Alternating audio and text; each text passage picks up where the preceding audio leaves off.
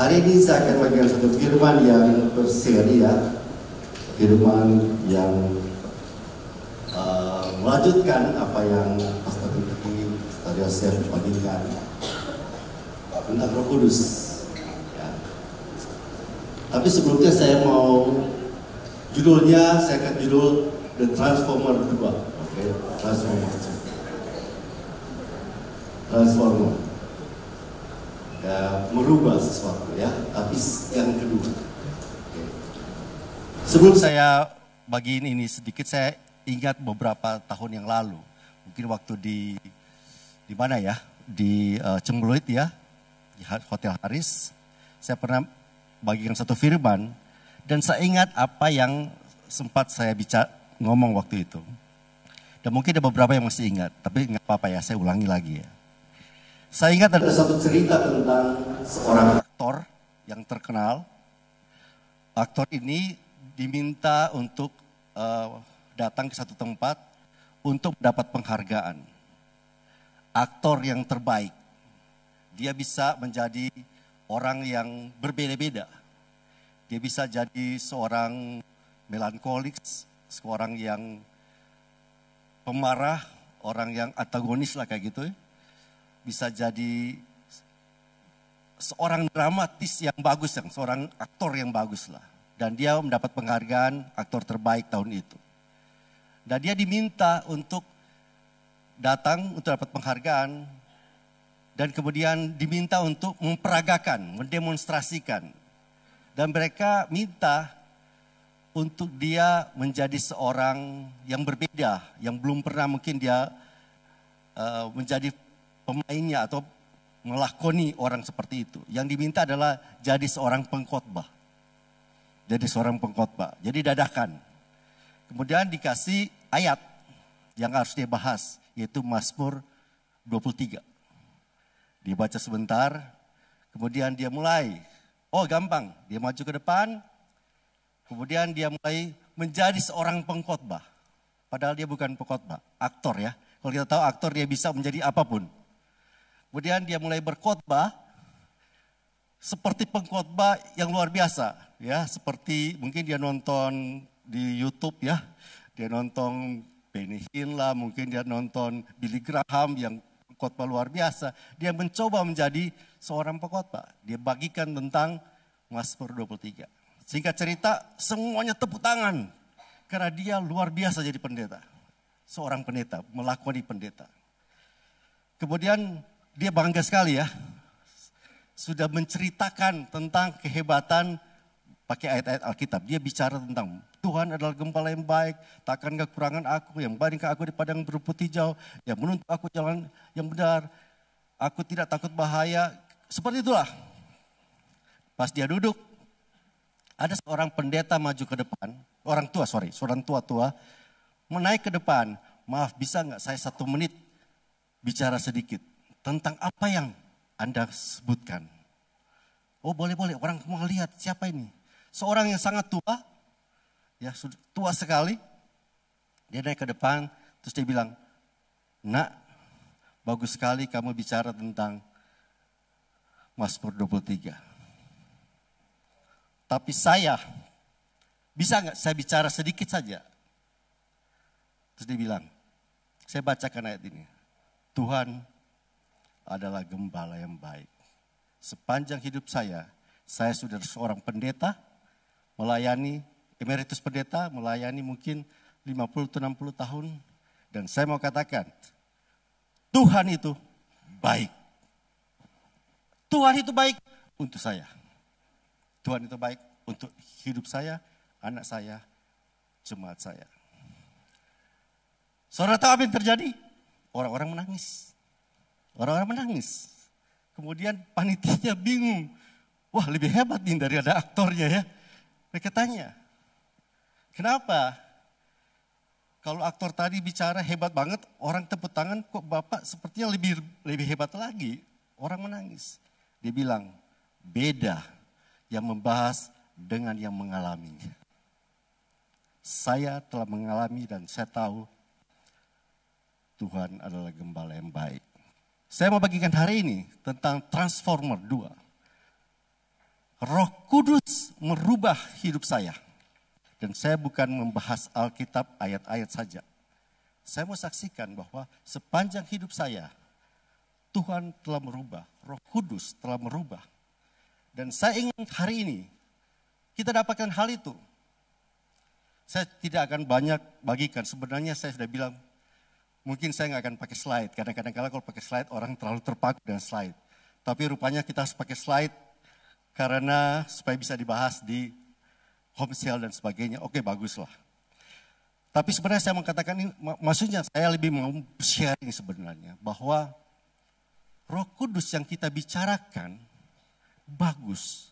Tapi lebih lagi kalau Roh Kudus yang kita alami. Benar tidak? Yang mengubah hidup kita. Yang mentransformasi hidup kita. Oke?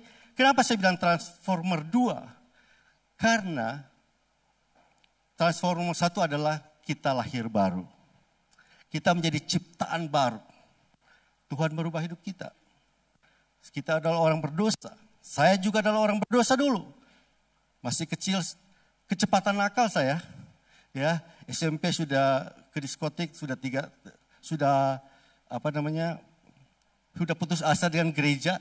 3 tahun tidak ke gereja, lebih suka hiking, naik gunung. Tapi dengan kasih karunia Tuhan, Tuhan menyelamatkan saya. Dan saya berubah. Jadi orang yang suka akan firman Tuhan, suka ke gereja, suka melayani.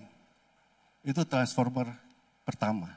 Hidup kita menjadi baru. Kita bukan lagi manusia lama, kita adalah manusia baru. Tapi hari ini, transformer kedua bukan hal yang baru, tapi kita akan lihat lagi. Nah, kemudian slide kedua, saya ingin mungkin memperlihatkan kepada orang-orang mungkin yang bertanya-tanya. Apakah baptisan Roh Kudus penting? Jadi kalau bicara Roh Kudus tidak lepas dari baptisan Roh Kudus ya. Di dasar-dasar atau DDT kita sudah belajar itu. Apakah baptisan Roh Kudus penting bagi saya? Beberapa orang memikirkan. Penting tidak? Dan mungkin di slide berikut ada beberapa pertanyaan mungkin muncul dalam pikiran mereka. Saya sudah percaya Yesus, ngapain lagi dibaptis Roh? Emang hidup saya bakal berubah gitu kalau udah dibaptis Roh Kudus? Ya kan? Atau saya jadi orang seperti sana, agak aneh orangnya. Ya bertanya-tanya. Atau dibilang saya bukan pendeta, bukan hamba Tuhan, anak kuliah. Ya, memang perlu segitunya. Kemudian ada hubungan dengan bahasa roh. Bahasa roh itu benaran Tuhan atau dibuat-buat? Bisa gak? Mungkin ada orang bertanya seperti itu atau kita sering dengar. Atau yang lebih easy going, saya udah baik-baik kok. Gak usah nambah-nambahin lagi, apalagi mau nambahin baptisan roh. Terus ada yang ketakutan. Kalau yang datang saya roh yang lain gimana dong? Ya kan, seperti itu. Nah, apa semua yang mereka tanyakan, pikirkan, selalu berbicara dengan kepentingan mereka. Mereka pikir penting gak untuk saya. Tapi saya mau sampaikan hari ini, slide berikutnya, baptisan Roh Kudus bukan kepentingan kita. Baptisan Roh Kudus, kepenuhan Roh Kudus, dipimpin, dituntun oleh Roh Kudus untuk gereja, untuk kita, adalah kepentingan Bapa. Tuhan yang mau, itu kehendak Tuhan. Nah, kalau kita lihat di Filipi 2 ayat 4 dan 5 mengatakan, janganlah tiap-tiap orang hanya memperhatikan kepentingannya sendiri. Kebanyakan kita egois, memikir diri sendiri. Tapi kepentingan orang lain juga, minimal orang lain kita pikirkan. Tapi yang lebih penting firman Tuhan katakan, hendaklah kamu dalam hidupmu bersama menaruh pikiran, perasaan yang terdapat juga dalam Kristus Yesus. Jadi yang firman Tuhan katakan, sinkronkan kita dengan pikiran Kristus. Samakan kita dengan kehendak Bapa Sorgawi. Bahkan perasaan juga yang ada dalam Kristus Yesus. Nah, coba kita lihat sedikit. Wah, bagus juga untuk lihat sejarah sedikit, oke?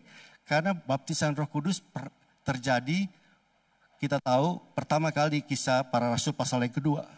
Tapi kenapa Tuhan memilih waktu itu?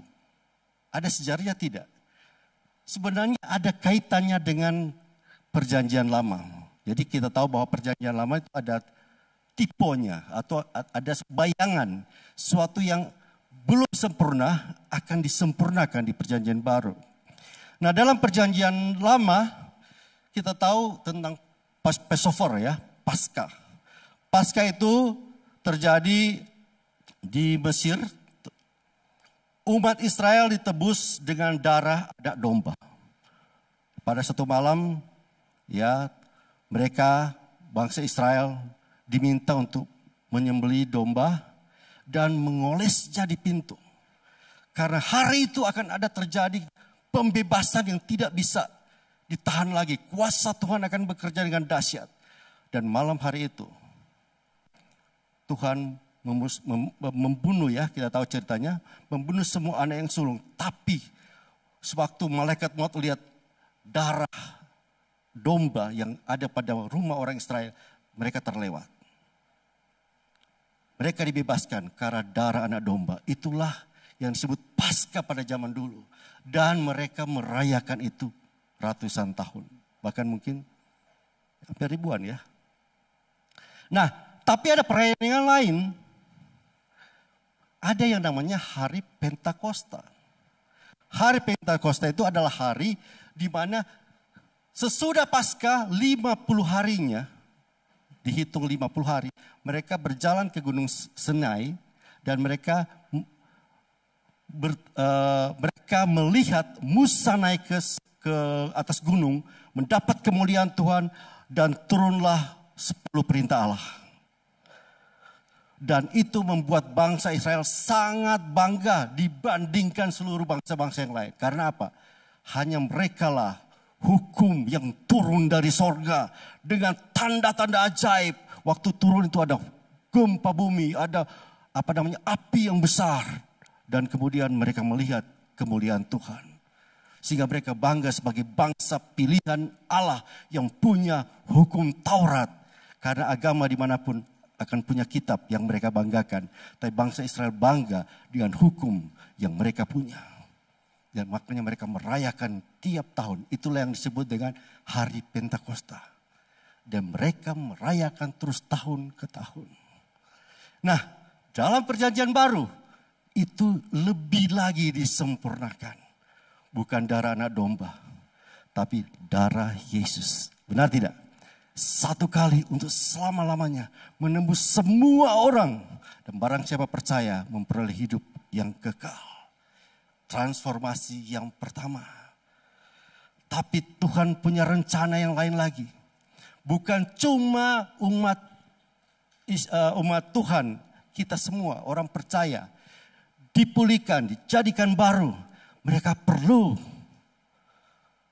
diperlengkapi dengan kuasa dari tempat yang maha tinggi. Mereka perlu mengalami hal yang lebih lagi. Jika Tuhan siapkan mengganti Pentakosta yang lama. Sama 50 hari. Jadi sekarang orang-orang Israel masih merayakan yang lama. Kita sudah merayakan yang baru. Model yang baru. Oke. Itu adalah pencurahan Roh Kudus. Oke, itu sejarah sedikit. Kenapa Tuhan milih? Sekali lagi itu rencana Allah. Rencana Tuhan. Bukan rencana manusia. Tuhan yang memilih pada saat itu hari yang tepat untuk terjadinya perayaan Pentakosta. Kita lihat ya, mungkin kalau saudara mau lihat ayat-ayatnya bisa lihat di Keluaran 19 ayat 16 dan 17. Waktu itu ada suara guru, kilat, awan, padat di atas gunung dan bunyi sangkakala yang sangat keras sehingga gemetarlah seluruh bangsa yang ada di perkemahan. Tuhan menunjukkan kuasanya yang besar dan lalu Musa membawa bangsa itu keluar dari perkemahan untuk menjumpai Allah dan berdirilah mereka pada kaki gunung. Ini disebut hari Pentakosta atau Shavuot dalam bahasa Israel. 50 hari setelah Paskah. Nah, kemudian kita coba lihat, ini ada beberapa gambar. Kira-kira gambar ini bisa kita bayangkan. Kenapa Tuhan memilih mencurahkan Roh Kudus pada hari yang sama. Karena waktu orang merayakan itu bukan sedikit yang berkumpul. Banyak sekali. Ya, kalau ada orang bilang 500.000, ada orang bilang 900-700.000. Bayangkan itu, banyak sekali. Lebih daripada stadion yang penuh di GBK. Banyak sekali orang. Dan Tuhan memilih hari itu. Pada saat itu ada banyak orang dari segala suku bangsa. Diaspora berbahasa yang lain. Tuhan mencurahkan. Oke? Nah, saya akan berikan tujuan baptisan Roh Kudus hari ini. 2 saja. Terus banyak mungkin akan protes. Kenapa cuma 2? Banyak kan? Oke, kita ambil 2 saja. Ya, kalau mau banyak kita tambah waktunya 30 menit lagi. Oke? 2 saja. Oke? 2 saja udah cukup. Ya, untuk kita ketahui. 2 yang penting. Sebenarnya di Alkitab tidak ada poin-poin ya. Alkitab adalah cerita, ya, narasi. Tapi kita kan yang maunya ada poin-poin, oke? Tapi nggak apa-apa, supaya kita bisa menangkap. Kita kan orang-orang yang lebih intelektual, oke? Poin yang pertama, yaitu tujuan baptisan Roh Kudus adalah kuasa akan dicurahkan. Kuasa misi dan penginjilan yang efektif. Apakah Tuhan adalah Tuhan yang misionaris? Ya, misi itu dimulai dari Allah. Ya, mission Dio namanya, mission Dios. Tuhan sendiri yang menjadi misionaris yang pertama. Dia yang datang pertama kali waktu Adam dan Hawa berbuat dosa. Dia mencari dan menyelamatkan. Tuhan yang punya misi. Dan Tuhan ingin supaya banyak orang dari segala suku bangsa bisa diselamatkan. Oke? Dan waktu dia naik ke sorga, dia memberikan amanat yang agung kepada murid-muridnya kan. Pergilah, jadikanlah semua bangsa muridku, baptislah mereka dengan nama Bapa, Anak, dan Roh Kudus. Ajarkanlah mereka melakukan segala sesuatu yang aku ajarkan dan ketahuilah aku menyertai. Amanat agung ini adalah kita yang melakukan, murid-murid yang lakukan. Ya, tapi Tuhan tahu. Amanat agung, misi itu tidak dibiarkan pergi tanpa perlengkapan. Tentara kalau mau berperang harus ada senjata, benar tidak? Oke, memang ada tentara yang pakai trompet ya. Tentara yang pakai drum itu memberi semangat kepada orang-orang yang di depan. Oke, mereka memberi semangat, ayo semangat, halo Bandung, oke, semangat tuh. Bandung Lautan Api, semangat api gitu ya, oke. Saya pernah ikut 1 bulan latihan militer, jadi tahu gitu. Bagaimana kita harus nyanyi gitu. Bangun pagi-pagi jam 4 lari, padahal udah kedinginan kan. Memberi semangat tuh, nyanyi itu memberi semangat gitu. Tapi pada intinya mereka harus berperang. Oke, jadi Tuhan perlu memperlengkapi mereka. Makanya dikatakan, oke, di Lukas 24 ayat 9 dikatakan, aku akan mengirim padamu apa yang dijanjikan Bapakku, tapi kamu harus tinggal di kota ini sampai kamu diperlengkapi dengan kekuasaan dari tempat tinggi. Janji Tuhan memperlengkapi. Memperlengkapi artinya membuat kita kuat. Ya, firman Tuhan katakan kita harus jadi kuat, benar. Jadilah kuat, pakailah seluruh perlengkapan senjata Allah. Ya, untuk melawan iblis. Pakai apa? Pedang roh, perisai iman, ketopeng keselamatan, ikat pinggang kebenaran, kaki berkasutkan keleraan, memberitakan Injil. Berdirilah tegap, jadi kuat. Dalam perjalanan bangsa Israel, Tuhan selalu tunjukkan Dia adalah Tuhan yang menang, benar tidak? Yosua dalam ketakutan memasuk tanah Kanaan, Tuhan bilang, jangan takut, jangan gentar. Kuatkan hatimu, kuatkan hatimu. Kita perlu diperkuat. Nah, orang Israel tahu bagaimana kehidupan mereka. Sampai hari ini mereka hidup di dalam peperangan. Orang Israel tahu musuh-musuh yang kalau kita tidak kuat, kita jadi debu, diinjak-injak, dihancurkan, dirampas. Orang Israel tahu. Tapi secara spiritual juga kita tahu. Iblis ya ada. Dia mencuri, membunuh, dia membinasakan. Dia membuat orang sakit. Dia membuat orang terkurung, kelepasan. Makanya Tuhan datang waktu bicara di bait suci. Tuhan ambil di Tuhan ambil di kitab Yesaya pasal 61. Kemudian di Lukas 4 dikatakan, dibilang hari ini adalah hari pembebasan. Ya, yang terkurung penjara akan dibebaskan, yang terikat akan dilepaskan. Tuhan bilang hari ini genaplah firman Tuhan. Dan kalau Tuhan bicara tentang kuasa, murid-muridnya tahu apa yang Yesus katakan tentang kuasa. Seorang boleh bicara apapun. Ya misalnya seorang koki terkenal, kalau dia bicara makanan saya, kita tahu makanannya pasti enak. Tapi kalau kita nggak kenal kokinya, kita ragu untuk makan, benar tidak? Tuhan, kalau mereka dengar dari Tuhan bicara kuasa, mereka lihat bagaimana Tuhan membangkitkan orang mati. Bagaimana Tuhan mencelikkan orang buta. Bagaimana Tuhan membuat orang lepra jadi tahir. Bagaimana Tuhan bicara dengan satu kata dan orang itu bisa sembuh. Itu namanya kuasa, power. Kuasa dari tempat yang maha tinggi. Hanya Allah yang bisa melakukan hal seperti itu. Maka Tuhan bilang, ini janji. Ini janji. Jadi memang kita belajar, Roh Kudus itu ya kita nyanyikan. Roh Kudus lemah lembut, Roh Kudus seperti burung merpati, Roh Kudus menghibur kita, menolong kita. Kayak kita anak kecil yang disayang-sayang ya. Sayang-sayang itu, dinabobokan itu. Kita dilindungi seperti domba. Kayak serigala berbulu domba di mana-mana, banyak di tengah kita. Biar Tuhan kuatkan, Tuhan jagain. Benar, ya dari satu sisi itu seperti itu. Tapi Tuhan itu adalah pahlawan perang, amin. Tuhan itu adalah raja segala raja. Dan dia ingin take dominion dari bangsa ke bangsa. Namanya melebarkan kerajaan Allah. Supaya dari suku bangsa ke suku bangsa dimenangkan. Dengan kesaksian power dari Tuhan. Nah, ini kita butuhkan, saudara. Ini orang Kristen butuhkan. Ini bukan sesuatu yang membuat kita sombong atau hebat. Tapi tanpa Tuhan, tanpa kekuatan daripada Tuhan, kita sayang sekali. Tidak ada pertolongan dari tempat yang maha tinggi. Jadi ini rancangan Tuhan, saudara. Mau tidak mau. Kita harusnya diperlengkapi. Maka Tuhan bilang, jangan dulu kemana-mana. Tunggu dulu sebelum kamu diperlengkapi. Dan mereka tunggu. Mereka tunggu.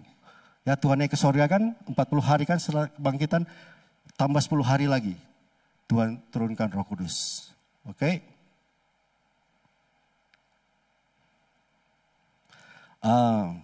Jadi kuasa tujuan daripada baptisan Roh Kudus adalah penginjilan. Ya. Di Kisah Rasul-Rasul pasal 1 ayat 4, 5 dan 8 dikatakan pada suatu hari ketika ia makan bersama-sama dengan mereka, ia melarang mereka meninggalkan Yerusalem dan menyuruh mereka tinggal di situ menantikan janji Bapa yang demikian katanya, telah kamu dengar daripadaku sebab Yohanes membaptis dengan air, tapi tidak lama lagi kamu akan dibaptis dengan Roh Kudus, tapi kamu akan menerima kuasa dunamis kalau Roh Kudus turun ke atas kamu dan kamu akan menjadi saksiku di Yerusalem, di seluruh Yudea dan Samaria dan sampai ke ujung bumi. Ingat, kuasa dari tempat yang maha tinggi, perlengkapan untuk kita menjadi saksi. Ini tujuan utama sebenarnya, Roh Kudus. Ada tujuan-tujuan yang lain tentu saja, kita sudah dengar khotbah-khotbah sebelumnya. Tapi salah satu tujuan yang utama adalah memperlengkapi orang. Oke, kita coba lihat ada beberapa dampak orang-orang yang setelah baptisan Roh Kudus. Petrus di Kisah 2 ayat 4, Petrus yang tadinya penakut, menyangkal Yesus sampai 3 kali. Tapi setelah dipenuhi Roh Kudus, transformasi. Dia mengalami transformasi. Dia tidak takut lagi. Dia berbicara dengan hikmat. Bukan cuma jadi berani. Dapat hikmat juga untuk berkata-kata. Dia menyampaikan firman Tuhan dengan luar biasa. Saya mungkin kasih tahu sedikit ya. Banyak orang tidak tahu apa yang terjadi pada Kisah pasal 2. Waktu Roh Kudus turun, dikatakan firman Tuhan. Mereka berbahasa lidah. Sesuai dengan yang Tuhan Allah berikan. Mereka berbahasa lidah. Tapi anehnya, orang-orang kok bisa mendengar mereka berbicara dalam bahasa masing-masing, berbeda kan. Jadi ini adalah hal yang ajaib, hal yang heran. Kalau sekarang kita mungkin, kok ada ChatGPT ya, yang bisa ganti-ganti bahasa ya. Tapi ini berapa, 2000 tahun yang lalu nggak ada teknologi. Ini semuanya bisa mendengar seperti itu. Nggak ada AI, nggak ada hal-hal yang teknologi, berbau teknologi. Hal supranatural. Dan itu menarik orang. Yang menarik bagi mereka bukan bahasa rohnya, benar tidak? Yang menarik bagi mereka adalah mujizat, bagaimana mereka bisa mendengar. Tetapi Petrus tidak berkhotbah dalam bahasa roh, benar tidak? Petrus berkhotbah dengan bahasa yang dimengerti, mungkin Aram atau mungkin Yunani. Jadi sebenarnya hal itu terjadi banyak gitu. Bahasa roh, ada mujizat bahasa. Mereka memuliakan Tuhan. Mereka ngomong apa ya? Mereka ngomong bahasa Inggris. Mereka ngomong seperti bahasa Spanyol. Oke, apa ya bahasa Inggris ya? Blessed be the Lord. Bahasa Inggris itu ada keluar. Bendito el Señor. Bahasa Spanyol gitu. Benicio el Señor. Bahasa Prancis. Oke, saya tahu sedikit. Oke, nah bahasa-bahasa yang mungkin keluar. Tapi ini luar biasa ini ya. Ini bahasa-bahasa yang lain. Gitu. Ya saya udah belajar bahasanya. Ini nggak belajar saudara. Nggak belajar. Nah. Ini yang terjadi, oke? Tapi Petrus jadi ditransformasi. Jadi orang berani. Dan hasilnya 3.000 orang, benar tidak? Kalau Alkitab saudara sama dengan saya, 3.000 orang pada saat itu langsung bertobat. Kemudian di kisah Rasul-Rasul pasal yang ketiga, ada orang yang lumpuh 40 tahun, selama itu 40 tahun. Apakah Petrus pernah melihat dia? Pernah. Sebelumnya. Karena Petrus sering datang ke Yerusalem. Tapi hari ini dia bilang emas dan perak tidak dapat aku. Bangkit dan berjalan. Dan orang itu berjalan. Mujizat terjadi. Dan dikatakan firman Tuhan 5.000 orang bertobat. Mujizat luar biasa. Begitu mudah ya. Kalau orang melihat mujizat yang luar biasa. Di kisah para rasul pasal yang keempat kita bisa lanjutkan. Ada orang-orang ketakutan. Pada awalnya kita sebagai manusia suka takut juga ya kalau ada ancaman. Tapi mereka berdoa, Tuhan berikan kami keberanian untuk memberitakan Injil. Oke. Harusnya mereka, Tuhan lindungi kami, Tuhan jagain kami supaya kami tidak apa-apa Tuhan. Tapi mereka bilang berikan kami keberanian. Ini roh yang berbeda. Ya mirip seperti ini ya. Kalau ada hujan kita bilang Tuhan semoga turun hujan hujan ini berhenti Tuhan supaya saya bisa ke gereja. Tapi mereka ganti doa Tuhan walaupun hujan biar saya tetap berani. Kayak gitulah bedanya gitu. Jadi spirit yang tidak mau terganggu dengan hal apapun demi untuk kemuliaan Tuhan. Berikan kami keberanian. Banyak orang di jama. Dan ada satu ayat yang menarik yang saya suka. Ada tentang Barnabas, kisah 11 atau 24 dikatakan Barnabas, ia adalah orang yang baik. Wah enaknya kalau kita dibilang orang yang baik. Artinya mungkin suka memberi, selalu ramah kepada orang, suka menolong. Tapi firman Tuhan katakan tambahanlah, penuh dengan Roh Kudus dan iman. Sejumlah orang besar dibawa kepada Tuhan. Jadi tidak cukup jadi orang baik ya. Orang baik itu bagus. Tapi kalau cuma jadi baik, mungkin ada orang yang sakit kayak bilang, saya ingin menangis bersama-sama dengan kamu. Betapa sedihnya kehidupan kamu. Kita nggak punya otoritas untuk membantu dia, untuk berdoa dan menolong dia dengan kekuatan dari Tuhan untuk dia bisa bangkit. Sejumlah orang besar dibawa kepada Tuhan. Seperti saya bilang, saya tidak bawa ini cuma sekedar bahasan. Tuhan telah merubah saya menjadi orang yang baru. Manusia baru. Ya. Dan saya percaya dengan itu. Saya menjadi orang yang dirubah secara karakter. Jadi orang baik. Dan banyak kita diajari di gereja. Semakin lama di gereja kita akan semakin baik harusnya. Karena apa? Diajar jadi orang baik. Ya, karakter building. Kita dibentuk dibentuk jadi orang yang lebih baik hari ke hari, excellent. Tapi di sisi yang lain, apakah kita jadi orang yang berani atau tidak?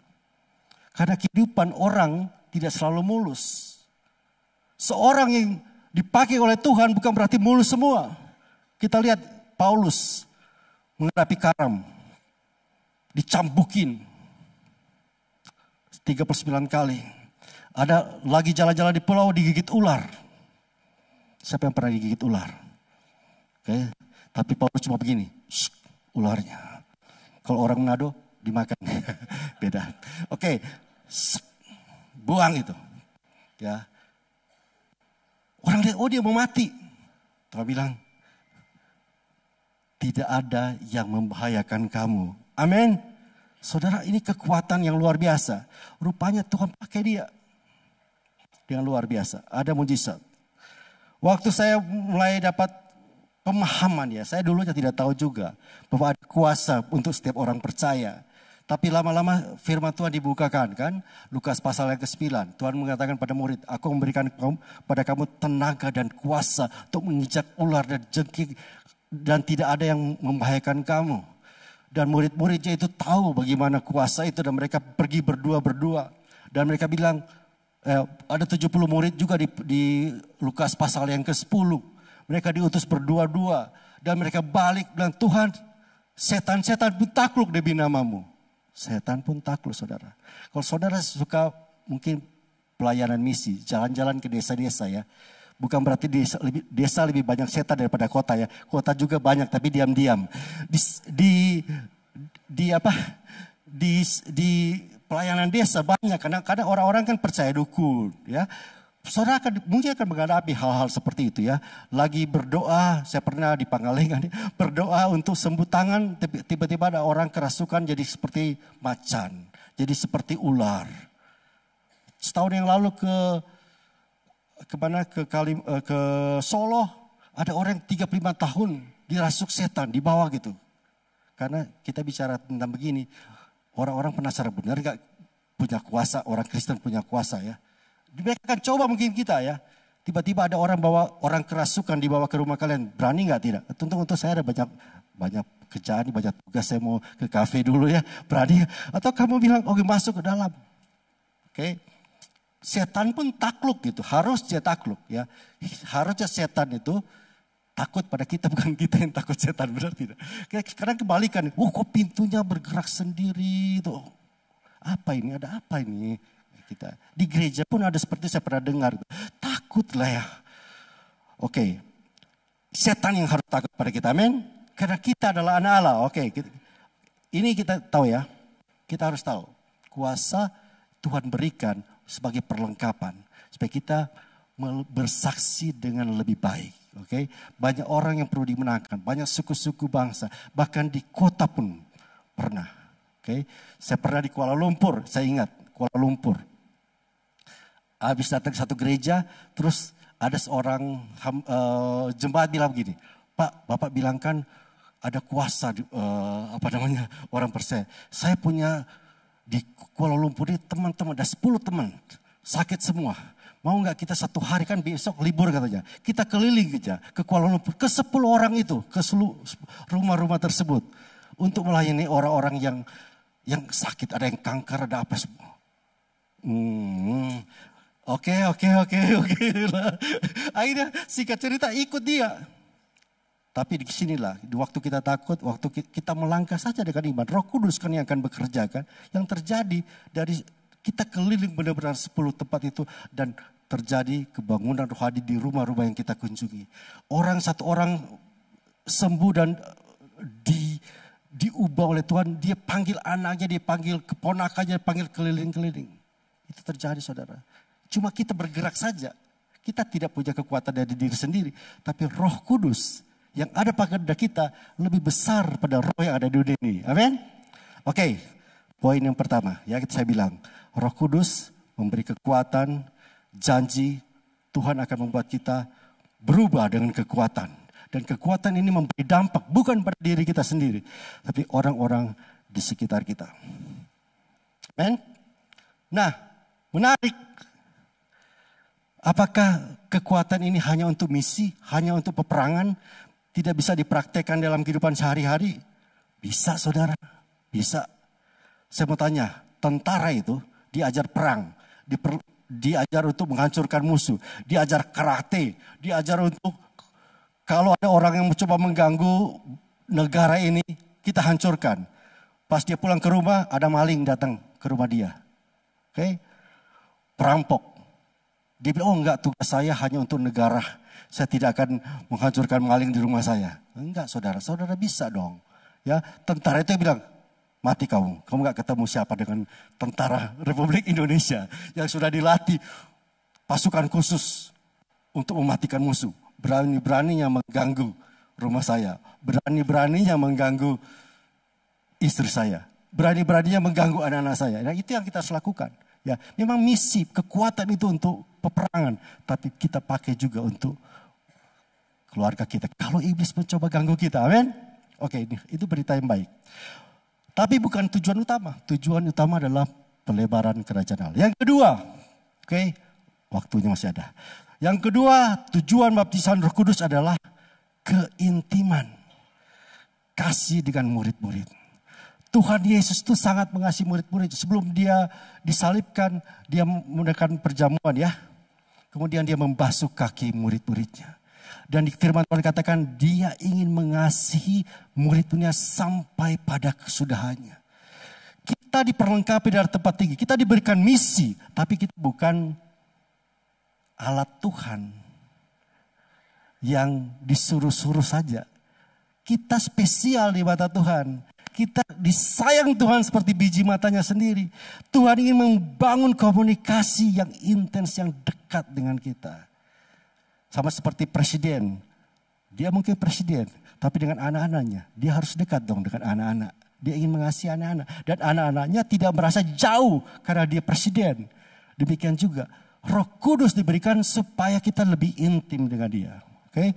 Kamu tidak menerima roh perbudakan yang membuat kamu takut lagi. Tapi kamu telah menerima roh yang menjadikan kamu anak Allah.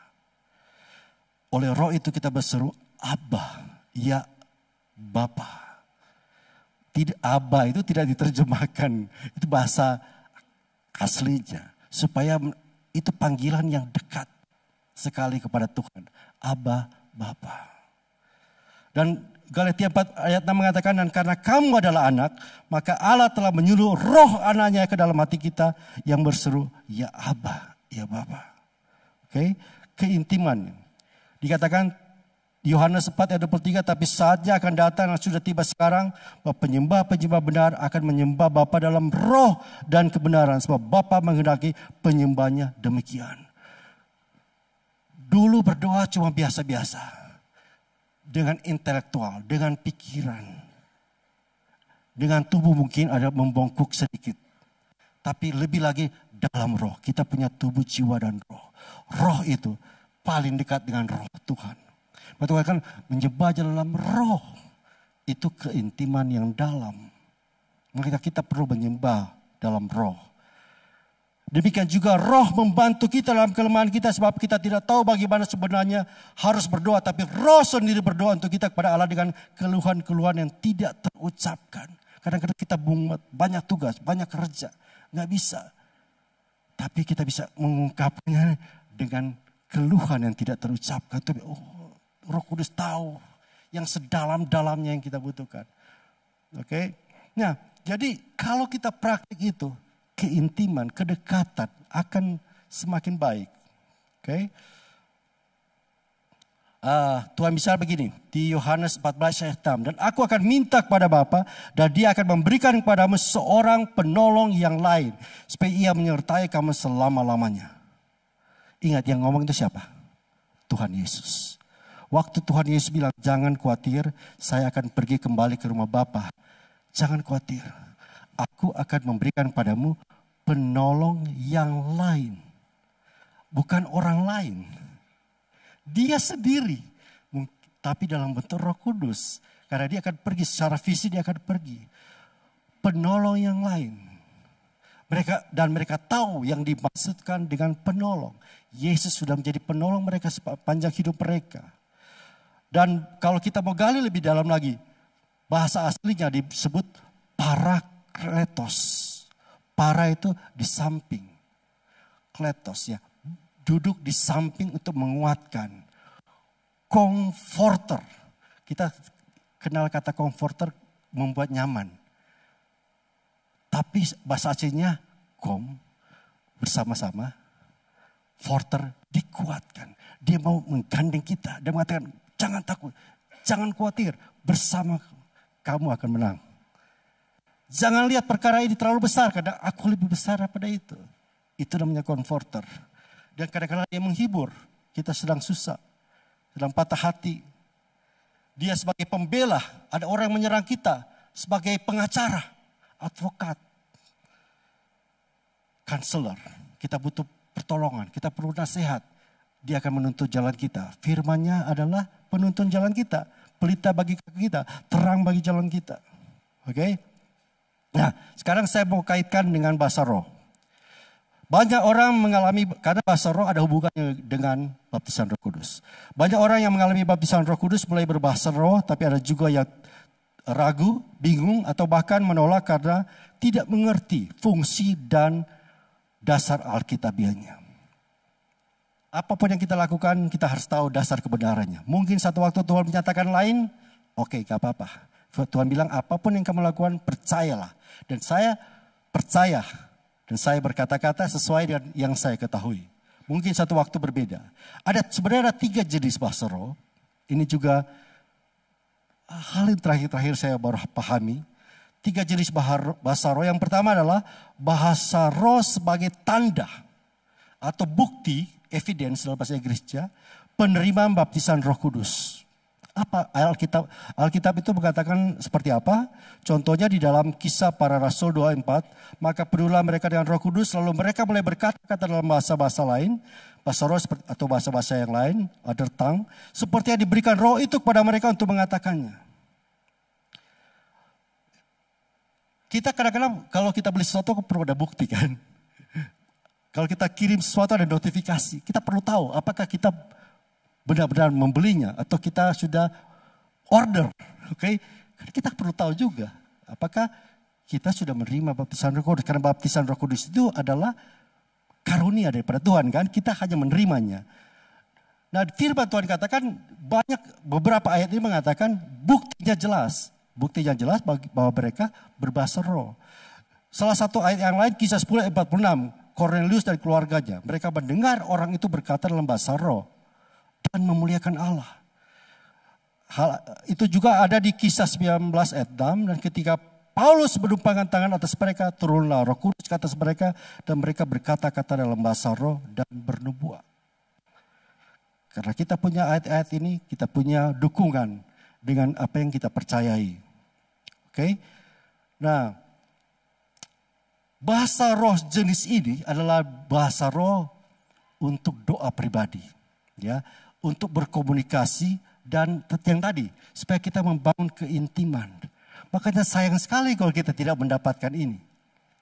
Iblis tidak suka kita berbahasa roh, membangun hubungan dekat dengan dia. Dia marah. Kenapa orang ini suka berbahasa roh? Dia gak bisa dengar doanya. Ini direct langsung pada Tuhan. Dia tidak suka, karena bahasa roh itu membangun iman kita, membangun kedekatan dengan Tuhan.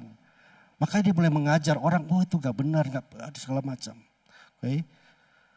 1 Korintus 14 ayat sampai 15 kan mengatakan, aku berdoa dalam bahasa roh, rohku lah yang berdoa, tapi akal budiku tidak turut berdoa. Jadi apakah yang harus aku buat? Aku berdoa dengan rohku, tapi aku akan berdoa juga dengan akal budiku. Menyanyi dan memuji dengan rohku, tapi aku akan menyanyi juga dengan akal budiku. Kita suka menyanyi dengan akal budi. Lagu-lagu rohani, bahasa Inggris, bahasa Indonesia. Tapi kita juga harusnya menyanyi dalam roh. Memuji Tuhan dalam roh. Itu kenikmatan yang luar biasa. Seperti saya bilang, saya tidak ngomong. Banyak orang bicara bahasa roh, mereka tidak mengalaminya. Apakah saudara bisa menyaksikan bahwa waktu saudara memuji, memuliakan Tuhan dalam roh, ada satu hal yang luar biasa terjadi. Amin.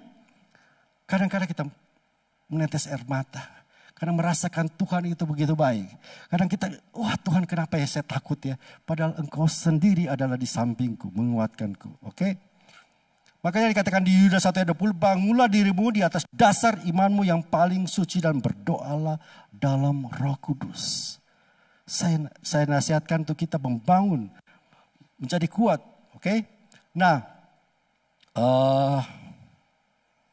mungkin saya tadi jenis yang pertama ya. Jenis yang kedua. Oke, jenis yang kedua adalah jenis yang dijadikan tanda publik, tanda heran pada orang yang belum percaya. Nah ini mungkin saudara belum pernah dengar ya. Di dalam 1 Korintus 14 ayat 20 dikatakan karena itu bahasa roh adalah tanda. Bukan untuk orang percaya tapi untuk orang yang tidak percaya. Mungkin kita bingung artinya apa. Ini adalah arti tanda, itu sign dan wonder. Suatu yang mujizat. Waktu dia boleh bahasa roh, tiba-tiba dia ngomong bahasa Inggris. Tiba-tiba dia ngomong bahasa Belanda. Bahasa Jepang. Nah itu, mujizat. Itu yang terjadi di kisah para rasul pasal yang kedua. Oke, kemudian yang ketiga, jenis bahasa roh yang perlu ditafsirkan. Ini adalah bahasa roh yang berupa karunia. Tidak semua orang punya. Jadi dia menyampaikannya butuh penafsiran. Kalau tidak ada yang menafsirkan lebih baik diam. Jadi kadang-kadang kita bingung. Kalau dalam pertemuan ibadah jangan berbahasa roh. Karena mungkin ada orang-orang yang tidak tahu. Ya, kalau orang-orang yang berdoa seperti ini. Tiba-tiba dia ngomong bahasa roh gitu ya. Ngomong apa ya? Oke, tapi kalau ada yang menafsirkannya, menafsirkan bukan menerjemahkannya ya, bukan satu kata apa, dua kata apa, satu kalimat apa artinya, menafsirkan. Dia dapat sesuatu dari Tuhan artinya begini. Saya nggak pernah melakukan itu, oke? Saya tidak tahu, tapi mungkin ada di pertemuan-pertemuan kita. Tapi kalau kita berbahasa roh untuk membangun iman itu beda lagi, oke? Bahasa roh yang mungkin dalam doa ya seperti itu. Jelas ya? Nah, bagian terakhir ini adalah teladan Paulus. Kenapa kita perlu teladan Paulus? Karena Paulus adalah orang yang paling banyak menulis kitab di Alkitab. Dan dia punya pengajaran yang baik. Dan dia mengatakan apa? Ya, dia punya pengalaman. Satu waktu di Kisah Rasul pasal yang ke-9 ayat 13. Ananias ke sana masuk ke rumah menumpangkan tangan ke atas Paulus. Katanya, Saulus saudara Tuhan Yesus telah menyuruh aku kepadamu supaya engkau dapat melihat dan penuh dengan Roh Kudus. Dia buta. Kemudian ditumpangin tangan. Ingat, baptisan Roh Kudus bisa terjadi tanpa penumpangan tangan. Tapi bisa juga dengan penumpangan tangan.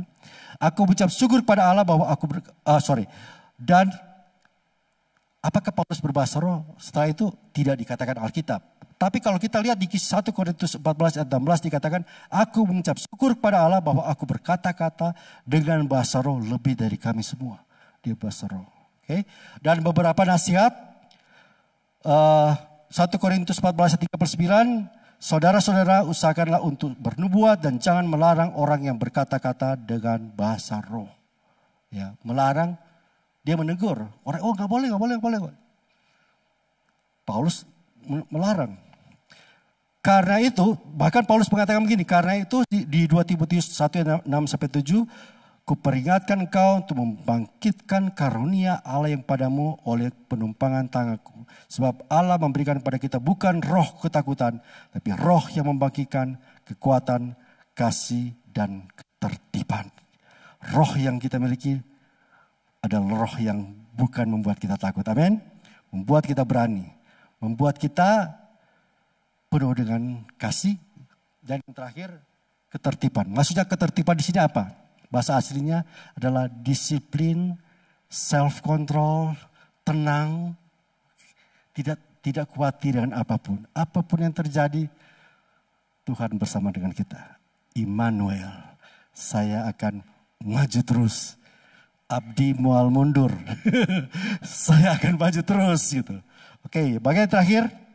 Sebagai ringkasan, kehendak Allah bagi orang yang percaya adalah 2 hal hari ini kita belajar. Membuat kita kuat untuk bersaksi dan membangun keintiman dengan Tuhan. Mungkin ada orang yang ragu-ragu, kalau saya meminta baptisan Roh Kudus dapat apa? Ada satu ayat yang bagus untuk kita. Jika kamu yang jahat tahu memberi yang baik pada anak-anakmu, apalagi Bapamu yang di sorga, Ia akan memberikan Roh Kudus kepada mereka yang meminta kepadanya. Kita minta roti, Dia akan berikan apa? Batu. Ya, kita minta ikan, Dia akan kasih kalajengking atau apa ya? Kita datang pada Tuhan hari ini. Apakah saudara dapat sesuatu hari ini? Saudara, saya akan tutup dengan tantangan bagi kita semua hari ini. Mari kita bangkit berdiri. Kita akan nyanyikan satu lagu ini. Lagu lama. Tapi waktu saya mempersiapkan ini muncul terus dalam pikiran saya. Saya bilang oke, kita nyanyi lagu ini. Lagu ini berbicara tentang dedikasi kita kepada Tuhan. Untuk menerima kasih Dia dan mengatakan, Tuhan, I love you Tuhan. Supaya diri kita jadi milik Tuhan sepenuhnya. Ini penyerahan sepenuhnya. Dan waktu kita menyembah Tuhan, mari kita menyembah Dia dalam roh. Setelah kita nyanyikan ini, mari kita menyembah dalam roh. Ambil waktu sebentar. Dan saya akan mendata beberapa orang yang mau menyerahkan diri dipakai Tuhan untuk dipenuhi Roh Kudus hari ini, dibaptisan Roh Kudus hari ini. Jangan takut, Tuhan tidak memberikan roh ketakutan. Berani gak saudara maju melangkah hari ini? Saudara boleh keluar dari tempat duduk, maju ke depan sini, dan biarkan Roh Kudus melayani saudara. Kalau perlu tumpangin tangan, kita akan tumpangin tangan. Kalau tidak perlu gak apa-apa. Kita hanya menyembah Tuhan saja. Oke, mari kita nyanyikan lagu ini. Naikkan pujian yang sungguh-sungguh menyentuh surgawi. Saudara, berapapun umur saudara, masih anak muda, masih kecil, orang tua, hari ini saya mau meminta, biarkan saudara dengan rendah hati datang pada Tuhan, menghampiri Dia dan mengatakan, Tuhan, inilah aku Tuhan, ubah aku, utuslah aku Tuhan, jadikanlah aku alat-Mu. Aku tidak sama lagi. Hari ini saya mau berubah oleh transformasi Roh Kudus.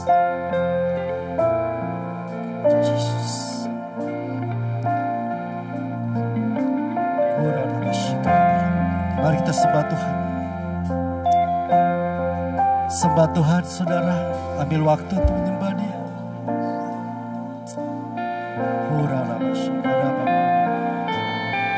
Jesus. Angkat kedua tangan saudara dan sembah Dia dengan hatimu yang terdalam. Biar Roh Kudus bekerja di tempat saudara. Dengan sebebas-bebasnya, firman Tuhan mengatakan, di manalah Roh Allah, di situ ada kemerdekaan. Hari ini Tuhan Yesus datang, Roh Tuhan datang, membebaskan engkau, membuat engkau bukan sekedar jadi baru, tapi ditransformasi.